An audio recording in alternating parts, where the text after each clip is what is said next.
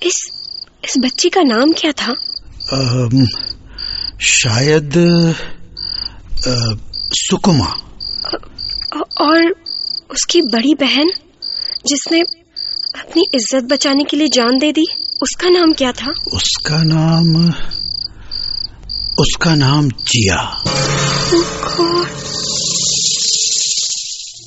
तो क्या पल्लवी जिया का ही पुनर्जन्म था?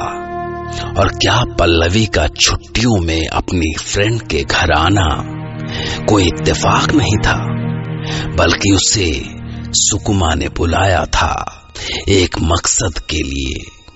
सोचिए, क्योंकि कल रात मैं फिर तैयार रहूंगा आपके लिए एक नई घटना लेकर, जिसे सुनकर पल्लवी की तरह आप भी कह पड़ेंगे,